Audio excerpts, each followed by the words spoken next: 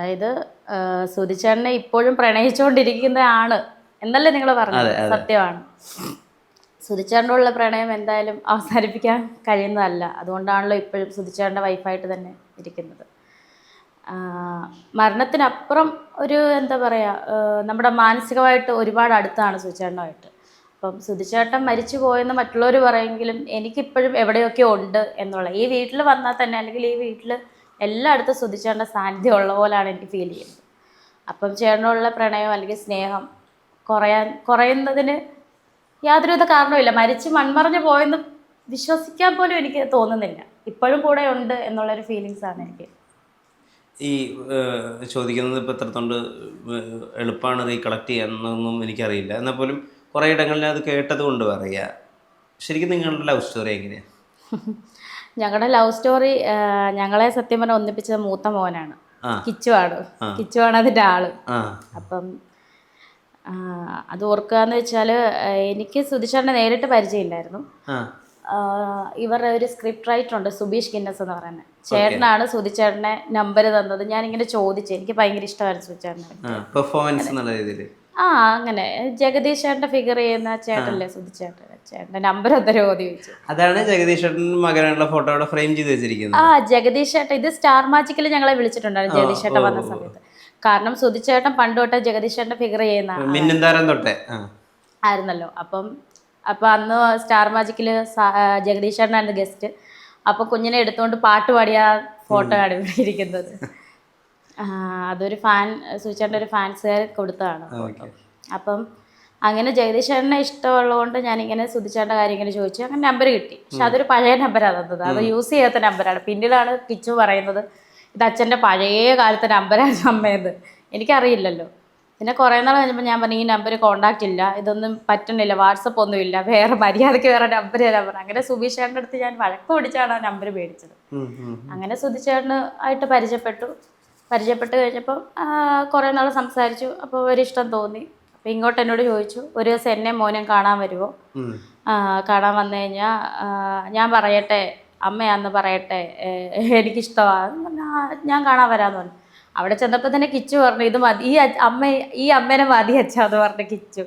അങ്ങനെയായിരുന്നു സ്നേഹത്തിന്റെ ആദ്യം അങ്ങനെയാണ് രണ്ടുപേരും ഒരുമിച്ച് കാണുന്നത് എറണാകുളത്ത്.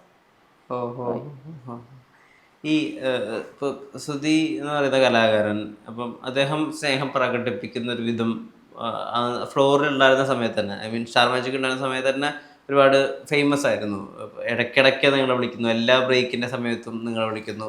സ്നേഹം പ്രകടിപ്പിക്കുന്നതിന് അല്ലെങ്കിൽ ഈ പ്രണയം പ്രകടിപ്പിക്കുന്നതിട്ടും കുറവ് വരുത്തിയിട്ടുള്ള ഒരാളല്ല. ഒരു കുറവില്ല. ആരും നിന്നാലും വാവക്കുട്ടേന്നേ വിളിക്കത്തുള്ളായിരുന്നു. എനിക്ക് നാണമായിരുന്നു, ഇതെന്തിനാ ഇങ്ങനെ വിളിക്കുന്നത്, എല്ലാവരും കേക്ക് ഇങ്ങനെ വിളിക്കാവോ? ഞാൻ എൻ്റെ വാവക്കുട്ടനെ ആരും നിന്നാലും വാവക്കുട്ടേന്നേ വിളിക്കത്തുള്ളൂ. എന്നോട് എന്തെങ്കിലും ദേഷ്യപ്പെട്ട് കഴിഞ്ഞാൽ, ആൾക്ക് ഇച്ചിരി ദേഷ്യം വന്നു കഴിഞ്ഞാൽ എന്നെ രേണു എന്ന് വിളിക്കും, രേണു എന്ന് വിളിക്കും. അല്ലാതെ എന്നെ എടീന്നും വിളിച്ചിട്ടില്ല. ഇന്ന് ഈ നിമിഷം വരെ, മരിക്കുന്നോണം വരെ എടീന്നും വിളിച്ചിട്ടില്ല. രേണുന്ന് ദേഷ്യപ്പെട്ട് മാത്രം വിളിക്കും, അല്ലാതെ വാവക്കുട്ടേന്നേ വിളിക്കത്തുള്ളൂ. ഹസ്ബൻഡ് വൈഫ് ആകുമ്പോൾ എന്തെങ്കിലുമൊക്കെ സൗന്ദര്യപ്പണങ്ങളൊക്കെ കാണുമല്ലോ, ദേശത്ത് രേണു എന്ന് വിളിക്കും. അല്ലാതെ എല്ലാം വാവക്കുട്ട. അതിപ്പോൾ ആര് നിന്നാലും ഷൂട്ടിലാണെങ്കിലും പുള്ളി കോൾ ചെയ്യുമ്പോഴത്തേനും വാവക്കുട്ട എന്ന കാര്യം അങ്ങനെ ചോദിക്കത്തുള്ളൂ. ആ ഒരു സ്നേഹത്തിന്റെ ഒരു പ്രകടനം തന്നെയാണല്ലോ വിളികൾ. ഈ പുതിയൊരു ജോലിയിലേക്ക് കടന്നിരിക്കണോ? ജോലി ആയിട്ടില്ല, അതല്ല, നാടക പ്രവർത്തനം കാര്യമായിട്ട് നടക്കുന്നു. മറ്റ് കാര്യങ്ങളിലൊക്കെ വ്യാപൃതയാണ്. ഇതൊക്കെ ഫുൾ ഫ്ലെഡ്ജ്ഡ് ആയിട്ട് അങ്ങോട്ട് ഇറങ്ങാൻ പറ്റുന്നുണ്ടോ? ഇപ്പം നാടകമൊക്കെ ചെയ്യുന്ന സമയത്തും മനസ്സരീരൊക്കെ അവിടെ നിലനിർത്തിയിട്ട് അതിനെ മാക്സിമം കമ്മിറ്റ്മെന്റിൽ ചെയ്യാൻ പറ്റുന്നുണ്ട്? തീർച്ചയായിട്ടും. കുഞ്ഞിലോട്ട് നാടകം ഭയങ്കര ഇഷ്ടമാണ്. 3ാം ക്ലാസ്സിലൊക്കെ പഠിക്കുമ്പോൾ അമ്മയുടെ വീട്ടില് അമ്പലമുണ്ട് തൊട്ടടുത്ത്. അപ്പോൾ അവിടെ ഇരുന്നുകൊണ്ട് ചങ്ങനാശ്ശേരി അണിയറയുടെ നാടകം, ഒരു 13 വർഷത്തെ നാടകം ഇരുന്ന് കാണുക. 13 വർഷം നാടകം അവരുടെ ആയിരുന്നു. അപ്പൊ എല്ലാ വർഷവും ഇരുന്ന് കുഞ്ഞിലെ ഇരുന്ന് കാണും. അപ്പൊ നാടകത്തോട് ഭയങ്കര ഇഷ്ടമായിരുന്നു കുഞ്ഞിലെ തൊട്ടേ. അവർ ലൈവായിട്ട് അഭിനയിക്കുന്നു, അവർ സംസാരിക്കുന്നവരും നമ്മുടെ മുന്നിൽ സ്റ്റേജില് ലൈറ്റ് അതൊക്കെ കാണുമ്പോൾ രംഗം മാറുന്നു, ഇതൊക്കെ എനിക്ക് ഭയങ്കര ഇഷ്ടമായിരുന്നു. അപ്പൊ അത് കുഞ്ഞിലെ തൊട്ട് ഒരു ആഗ്രഹം ഉണ്ടായിരുന്നു നാടകം നടിയാകണമെന്ന്. അപ്പൊ അതുള്ളിൽ കിടന്ന് അത് പിന്നെ സുധിച്ചേട്ടൻ്റെ മരണശേഷം കുറെ നാൾ കഴിയുമ്പോഴാണ് നാടകം അവർ വിളിക്കുന്നതും. സംഘമിത്രയാണ് വിളിച്ചത്, കൊച്ചിൻ സംഘമിത്രയിലെ സതീഷ് ചേട്ടനാണ് വിളിച്ചത്.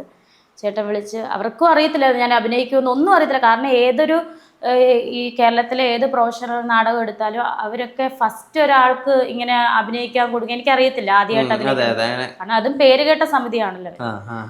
പക്ഷെ അവരെന്തോ സതീഷേട്ടൻ അങ്ങനെ തോന്നി എന്നെ വിളിക്കാൻ. സതീഷേട്ടനും അറിയത്തില്ല ഞാൻ അഭിനയിക്കുന്നത്, എനിക്കും അറിയത്തില്ല ഞാൻ എന്താ ചെയ്യുന്നത്. പക്ഷെ എന്തായാലും റിഹേഴ്സൽ 10-15 ദിവസം 2 ഷെഡ്യൂളായിട്ട് റിഹേഴ്സൽ നടന്നു.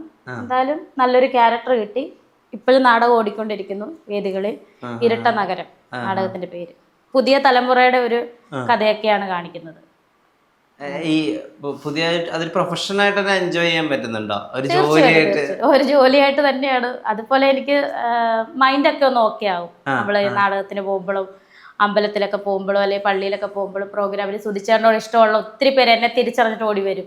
ഏട് ചേച്ചി അല്ലേ എന്ന് ചോദിച്ചു. അതൊക്കെ ഭയങ്കര സന്തോഷമാണ്. കാരണം ചേട്ടനെ ഇപ്പോഴും എല്ലാവരും സ്നേഹിക്കുന്നുണ്ട്. പിന്നെ തീർച്ചയായും അതാണ് ഭയങ്കര വളരെ എൻജോയ് ചെയ്ത് തന്നെയാണ് പ്രോഗ്രാമിലൊക്കെ പോകുന്നത്. സന്തോഷം ഉള്ളിൽ തന്നെയാണ്, സന്തോഷം തന്നെയാണ് നമ്മൾ അഭിനയിക്കുന്നതെല്ലാം. ഈ രേണു സന്തോഷിക്കുന്നത് ആളുകൾക്ക് ഇഷ്ടമല്ലേ എന്ന് എപ്പോഴെങ്കിലും തോന്നിയിട്ടുണ്ടോ? പിന്നെ തീർച്ചയായിട്ടും കുറച്ച് പേർക്കേ ഉള്ളൂ കേട്ടോ. കുറച്ച് പേര് ഫുള്ള് സപ്പോർട്ട്. ചേച്ചി ഇങ്ങനെ തന്നെ പോണം, രേണു ഇങ്ങനെ തന്നെ പോണം. രേണു കരഞ്ഞ മൂലക്ക് ഇരിക്കേണ്ടവളല്ല. പക്ഷെ ചിലവർക്ക് ഇഷ്ടപ്പെടത്തില്ല, നിന്ന് ചീത്തയായിരിക്കും. ഞാൻ ആദ്യം ഒന്നും റിപ്ലൈ കൊടുക്കത്തില്ലായിരുന്നു കമന്റ്സിന്. ഇപ്പൊ കൊടുക്കുന്നുണ്ട്, നല്ല രീതിയിൽ കൊടുക്കുന്നുണ്ട്. കാണുന്നതിന് ഞാൻ കൊടുക്കും. കാരണം ഇവരോർക്കണം ഞാനിതൊന്നും വായിക്കുന്നില്ല. അന്ന് പറഞ്ഞാൽ ഞാൻ ചീത്ത വാക്കുകളൊന്നും കൊടുക്കത്തില്ല, മാന്യം മര്യാദയ്ക്ക് തന്നെ അവർക്കുള്ള ആൻസർ കൊടുക്കും. അതുപോലെ ഇന്നലെ ഒരു കമന്റ് വന്ന് പച്ചയ്ക്ക് ചീത്ത വിളിച്ച്. അപ്പം ഞാൻ അതിൻ്റെ ഇടയിൽ മര്യാദയ്ക്ക് വരും, നീ ആരാണെങ്കിലും നിയമപരമായിട്ട് തന്നെ ഇതിനുള്ള ഉത്തരം നിന്നെ കൊണ്ട് ഞാൻ പറയിപ്പിക്കും. കുറച്ച് കഴിയുമ്പോൾ സോറി ചേച്ചി എന്നാൽ ഡിലീറ്റ് ആയിരിക്കുന്നത്. വൃത്തികെട്ട വാക്കുകൾ എന്ന് പറഞ്ഞാൽ മരിച്ചുപോയ സുധിച്ചേട്ടനെ എന്നെ വെച്ചിട്ട് വെറും വൃത്തികേടാണ് അവൻ പറഞ്ഞത്. ഏതവൻ ഞാൻ അന്നേരം സ്ക്രീൻഷോട്ട് എടുക്കാൻ വിട്ടു. കാരണം ഞാൻ റിപ്ലൈ കൊടുത്ത് പബ്ലിക്കായിട്ട് ഞാൻ അവന് പിൻ ചെയ്തിട്ട് റിപ്ലൈ കൊടുത്ത് നിനക്കിട്ടുള്ളത്. അതായത് എൻ്റെ ഇൻസ്റ്റാഗ്രാമിലെ കമന്റ്സ് ആണ്. ഞാൻ യൂട്യൂബിലെ മറ്റ് ഫേസ്ബുക്കിലെ ഒന്നും ഞാൻ നോക്കത്തില്ല. എൻ്റെ ഇൻസ്റ്റാഗ്രാമിൽ ഞാൻ പോസ്റ്റ് ഇട്ടതിൻ്റെ അടിയിൽ വന്നിട്ടുള്ള ഒരു കമന്റാണ് സുധിച്ചേട്ടൻ്റെ പേര് വെച്ചിട്ട് എന്നെ വെച്ചിട്ട് വൃത്തികെട്ട ഒരു വാക്ക് വെച്ചിട്ട് അവൻ സംസാരിച്ചു. ഞാൻ പറഞ്ഞു ഇതിനുള്ള വേറെ എന്തും ഞാൻ സഹിക്കും, പക്ഷെ ഇതിനുള്ള ഉത്തരം മരിച്ചുപോയ എൻ്റെ ഹസ്ബൻഡ് അല്ലെ പോട്ടെ, മരിച്ചുപോയ ഒരു മനുഷ്യനാണ് അദ്ദേഹം. അദ്ദേഹത്തെ പറ്റി ഒരു വൃത്തികെട്ട രീതിയിൽ അത് എന്നെപ്പറ്റിയും അദ്ദേഹത്തെ പറ്റിയും എഴുതിയപ്പോൾ ഒന്നും ഞാൻ ഇതിനകത്തൊന്നും ഉത്തരം പറഞ്ഞു. നീ നിയമത്തിന് മുന്നിൽ വന്ന് നീ ഇതിന് ഉത്തരം പറയണമെന്ന് പറഞ്ഞു. കുറേ കഴിഞ്ഞപ്പോൾ അവൻ്റെ മെസ്സേജ് പബ്ലിക്കായിട്ട് തന്നെ സോറി ചേച്ചി എന്നോട് ക്ഷമിക്കണമെന്ന് എല്ലാം ഡിലീറ്റ് ആക്കിപ്പോയി. പബ്ലിക്കായിട്ടുള്ള കമൻറ്റ് ഡിലീറ്റ് ആക്കിപ്പോയി. അങ്ങനെ ഈ സുധിച്ചേട്ടൻ്റെ മരണത്തിന് ശേഷവും കുറേ ആളുകൾ അല്ലെങ്കിൽ കുറേ വ്യക്തികൾ അവരുടേതായിട്ടുള്ള രീതിയിൽ സ്നേഹം, സുധിച്ചേട്ടനോടുള്ള സ്നേഹം അല്ലെങ്കിൽ രേണുവിനോടുള്ള സ്നേഹം എക്സ്പ്രസ് ചെയ്യാൻ വേണ്ടി നോക്കുമ്പോഴും ആളുകൾ അതിനകത്ത് കാണുന്നത് നിങ്ങളിതിനെ കച്ചവടവൽക്കരിക്കണു, നിങ്ങളിത് വിറ്റ് പണമാക്കണു, ഇത് മോണിറ്ററി ബെനിഫിറ്റ് ആക്കണു എന്നൊക്കെയാണ്.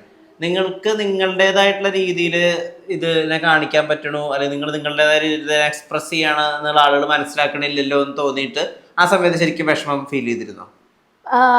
അതിനെ കുറിച്ച് പറയുകയാണെങ്കിൽ പല ആളുകൾക്ക് പല ചിന്താഗതിയാണ് അല്ലേ.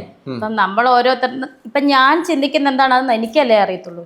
ഞാൻ എന്താ ഇപ്പം വിഷ്ണു ചിന്തിക്കുന്ന വിഷ്ണുവിനെ അറിയത്തുള്ളൂ. ഇപ്പം നമ്മൾ രണ്ട് സംസാരിച്ചിട്ട് നമ്മുടെ ഉള്ളിൽ എന്താ നമുക്ക് രണ്ടുപേർക്കും അറിയത്തില്ല, മറ്റുള്ളവർക്കും അറിയില്ല.